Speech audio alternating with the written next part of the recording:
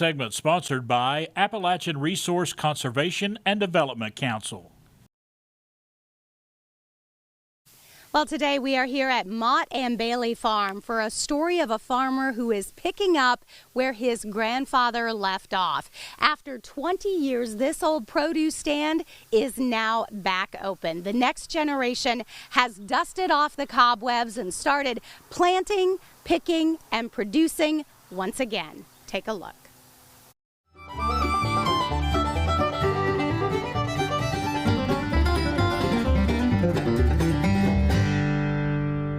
It just kind of sat unused for, that had to be almost 20 years. And so late last year, early this year, it was a restoration project. There's a lot of old wiring that had to be redone, which I've never done before, but it was pretty wild. Crash course. The roof, I had to replace parts of that, and then plow and till the garden, so that was... As all of this was totally grown up. It was a big change for Tanner. This husband and father of 2 young girls left corporate America to fulfill a dream.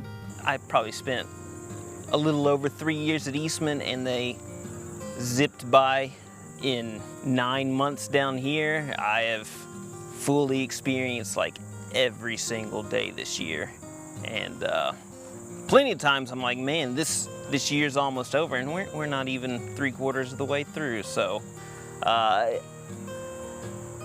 would say I'm much more invested in my time and life now instead of just kind of cruising along, and that's done a lot for me.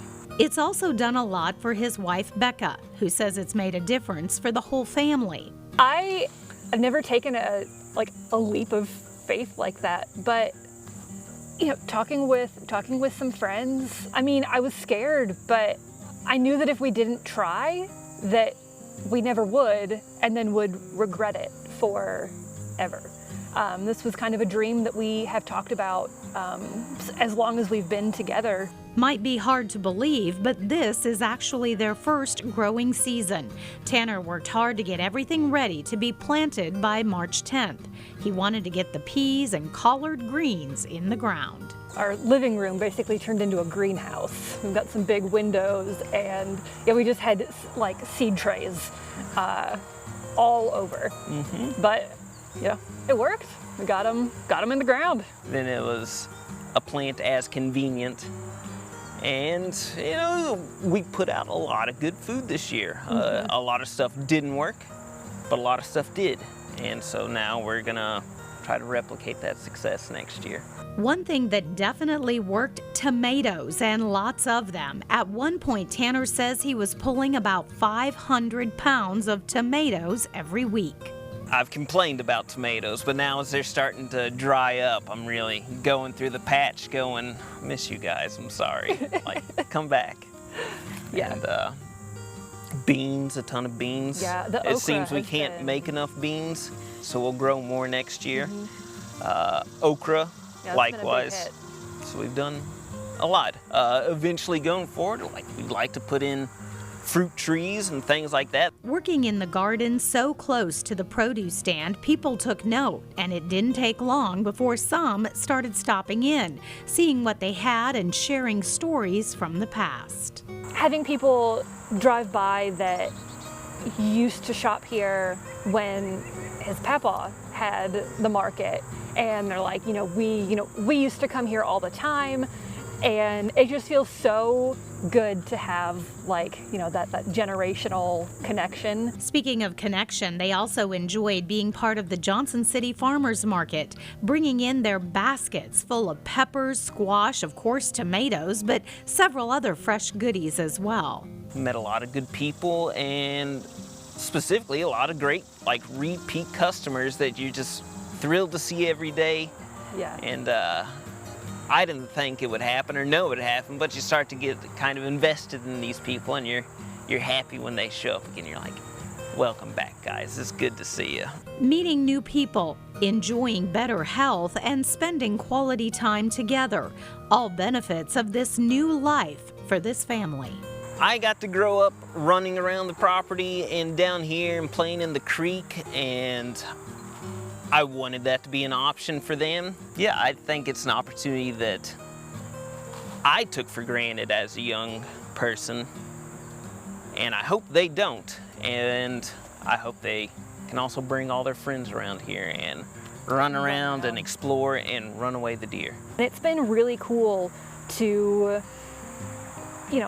let Ellie help plant seeds and get those started, and she helps water them every day, and then get so excited when the little sprouts start to come up and really start to instill that kind of wonder about the natural world. I think Sydney has probably been our largest garden pest for tomatoes. It's just such a delight, whenever we come in for the day and it's time for them to take baths and they're just filthy.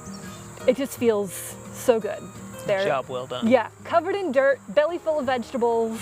It's great. It makes me really feel like we're doing the right thing. Doing the right thing. And Tanner's back there right now. He said he's shelling beans this morning, getting ready, all ready for the next growing season. We want to bring in, of course, our good friend Emily Bidgood with the Appalachian Resource Conservation and Development District. And we know how important the council is at helping some of these growers get started. We heard Tanner talking about leaving corporate America, but he said he really felt the support from the ARC&D Council. It feels like such a wonderful compliment, and for 13 years we've held our Build It Up Backyard Garden program. 13 years, so that's every year. We take about 30 to 50 families and we provide everything you need to grow an organic style backyard garden. But then there's been a handful of our gardeners who've decided to step it up, and that's where ARC&D has been able to provide the scaffolded training. And so last winter, Tanner and Becca went through our winter field school for beginning farmers and came out with a business plan, came out with knowing more folks, doing what they want to do, other resources, funding opportunities, just how to move up in their entrepreneurship.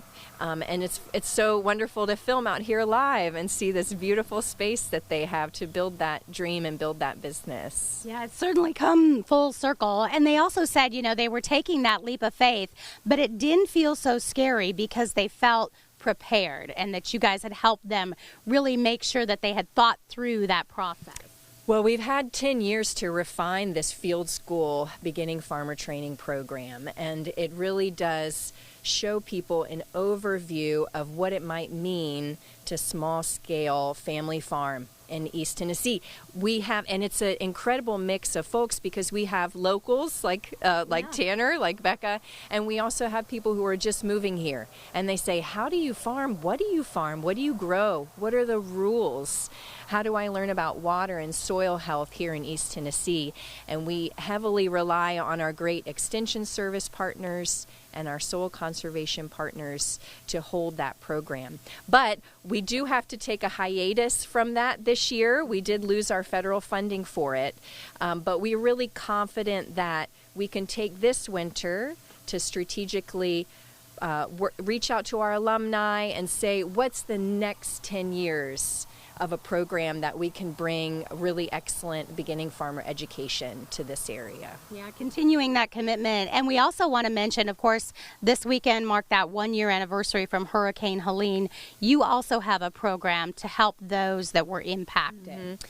For family farms like this in the Nolichucky region, Washington County, Greene County, Cott County, also Johnson and Carter, we are fundraising right now for the Resilient Farmer Fund. And if there's somebody out there who would like to know if they can financially make a difference in hurricane rebuilding and recovery, it's incredible to think that there were an estimated 1,300 farms flooded, almost destroyed in the Nolichucky Valley, and there's so much rebuilding going on. One of those is Fender's Farm. You all have been out there this season. They have rebuilt and come back amazingly strong, but there are many, many more family farms, and we're a local grant that helps farms recover and rebuild those things that insurance did not cover, that funding programs did not cover, and we need our community to show how important we think our family farms are. So we are fundraising for that. $150,000 is our goal, and we think with that we can help 35 to 50 more family farms. That is wonderful. We are going to give everybody a website. If you would like to learn more about that program or anything with ARC&D, you can go to their website, arcd.org, and then there's that specific information for the website that she mentioned, talking about that farmer fund. We're going to take a break. We're back with more Daytime right after this.